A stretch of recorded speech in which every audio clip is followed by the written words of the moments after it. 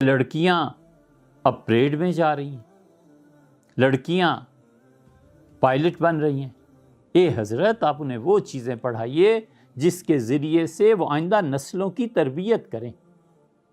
یہ تو حضور صلی اللہ علیہ وسلم نے ترکوں کے متعلق فرمایا تھا کہ ترکوں میں عورتوں کی فوج ہوگی، ہمارے متعلق تھوڑے ہی فرما گئے تھے۔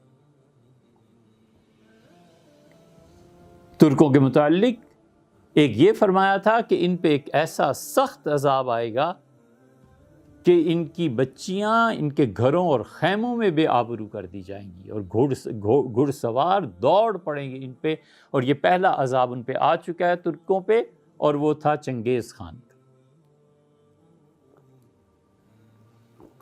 اور دوسرے کے متعلق رسول اللہ صلی اللہ علیہ وسلم نے فرمایا تھا، یہ مستدرک حاکم وغیرہ کی روایات میں دیکھ لیجئے، فرمایا تھا کہ دوسری مرتبہ ترک پھر قتل ہوں گے جب یہ نکلیں گے، فوج ان کی نکلے گی۔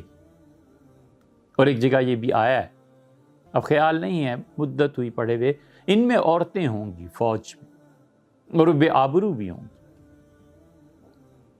یہ آذربائیجان، اس کو فتح ملی نا، حضرت رسالت پناہ صلی اللہ علیہ وسلم، آرمینیا نہ جانا، وہاں خدا کا عذاب آئے گا، اور آذربائیجان کو فتح مل گئی، ہو گئی۔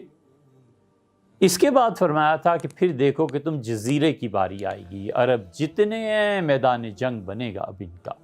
اور پھر فرمایا تھا مصر کو دیکھو کہ تم تباہ ہو جائے گا۔ اور پھر ترکوں کے متعلق فرمایا تھا کہ عیسائیوں کا قبضہ ترکوں پہ ہو جائے گا، اور پھر لڑائی ہوگی، اور پھر ایک افواہ اڑے گی جھوٹی کہ حضرت مہدی آ گئے ہیں، اور لوگ جائیں گے اور جھوٹ ہوگا۔ اور پھر ایک جگہ رسول اللہ صلی اللہ علیہ وسلم تھا کہ گھوڑوں پر سوار 12 جوان نکلیں گے، اور اے مجھے اپنے پروردگار کی قسم ہے، میں ان سواروں کو بھی جانتا ہوں، ان کے باپوں کو بھی جانتا ہوں، ان گھوڑوں کو بھی جانتا ہوں، ان کے رنگ بھی اللہ نے مجھے بتائے ہیں کہ وہ 12 سوار کون سے ہوں گے اور کب نکلیں گے۔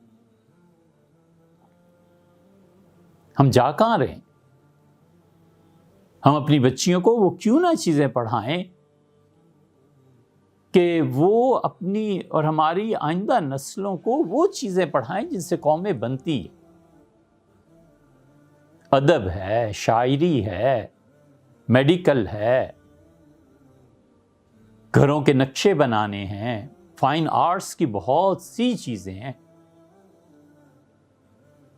جو ہماری بچیاں پڑھیں، اور اگر ضرورت پیش آ جائے تو حلال کا رزق کمائیں اور اپنے بچوں کو پالیں،